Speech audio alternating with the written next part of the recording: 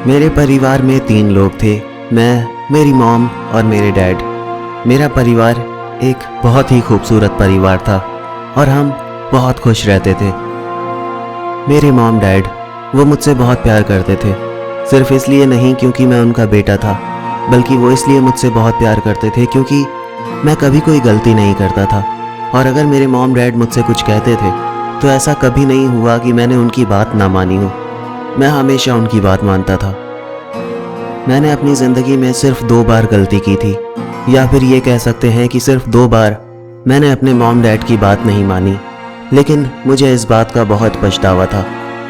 मुझे याद है मैंने स्कूल में एक बार एक लड़के को मारा था और ये बात मॉम डैड को पता चल गई थी।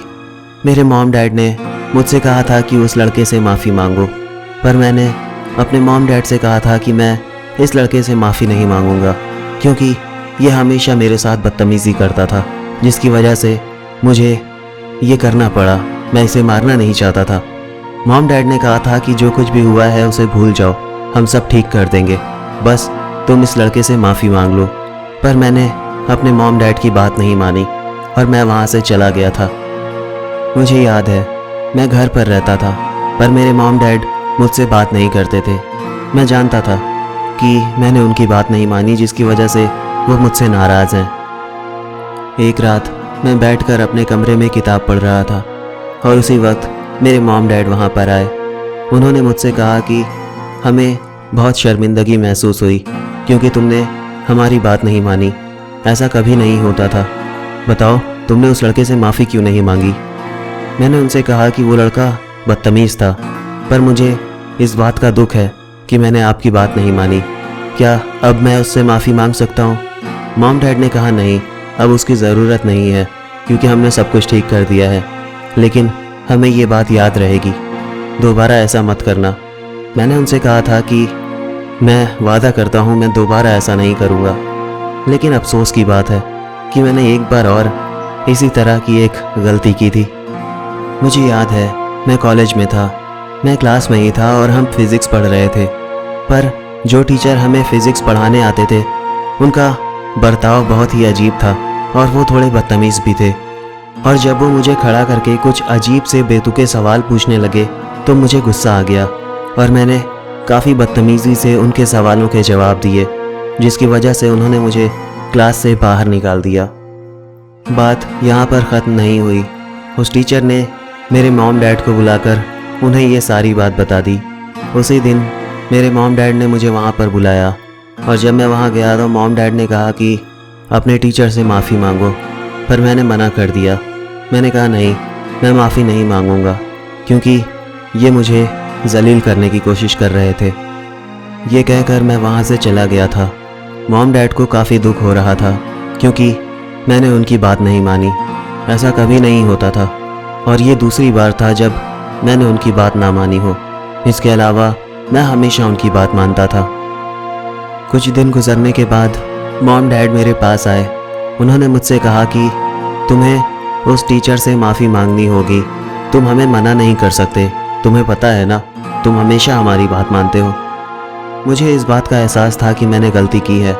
मैंने मॉम डैड से कहा ठीक है, मैं आज जाकर उनसे माफ़ी मांग लूँगा।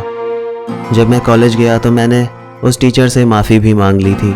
सब कुछ ठीक हो गया था, लेकिन मुझे हमेशा दुख रहता था कि 2 बार ऐसा हो गया कि मैंने अपने मॉम डैड की बात ना मानी हो, पर अब कभी ऐसा नहीं होगा। इन सब के अलावा मेरी ज़िंदगी में एक और चीज़ चल रही थी, वो थी मेरी बीमारी। मुझे ठीक से नहीं पता था कि मुझे हुआ क्या है। डॉक्टर्स भी नहीं बता पाते थे कि मुझे क्या हुआ है, लेकिन मुझे दवाइयाँ लेनी पड़ती थी और अक्सर डॉक्टर से मिलने जाना पड़ता था। एक रात की बात है, मुझे कुछ भी ठीक नहीं लग रहा था क्योंकि मेरी तबीयत ठीक नहीं थी। मैंने दवाइयों का डोज बढ़ा दिया और ज़्यादा से ज़्यादा दवाइयों का इस्तेमाल किया और उस रात चुपचाप सो गया। लेकिन दुख की बात थी कि अगले दिन सुबह मैं उठा ही नहीं क्योंकि मेरी मौत हो गई थी। मेरे मॉम डैड वो मेरी मौत से बहुत दुखी थे।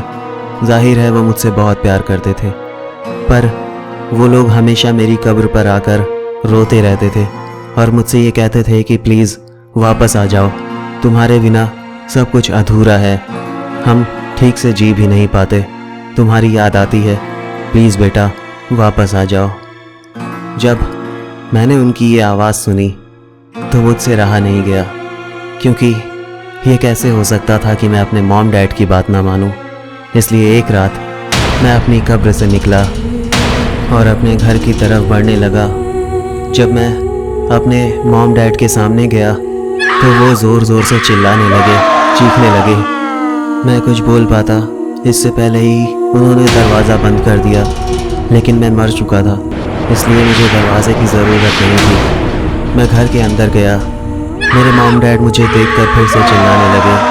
वो पीछे हटने लगे और कहने लगे, यहाँ से चले जाओ, हमें तुम्हारी ज़रूरत नहीं है, तुम मर चुके हो, तुम एक भूत हो। और उस वक्त मैं वापस लौट गया। मुझे इस बात का एहसास हुआ कि अगर ज़िंदा इंसान लौट कर आ जाए तो लोग खुश होते हैं, लेकिन अगर मरा हुआ इंसान लौट कर आए तो इंसान खुश नहीं होते। अजीब दुनिया है ये, लेकिन मुझे खुद पर नाज है, क्योंकि मैंने मरने के बाद भी अपने मॉम डैड की बात मानी थी।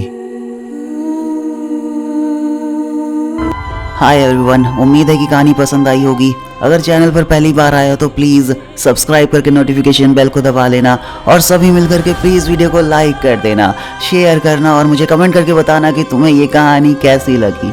इसके अलावा अगर आपके मन में कोई सवाल है, कोई सुझाव है तो प्लीज़ मुझे इंस्टाग्राम पर फॉलो कीजिए। मैं कोशिश करूँगा आपके सवालों के जवाब देने की। तो अब मुलाकात होगी अगली कहानी में, तब तक के लिए बाय।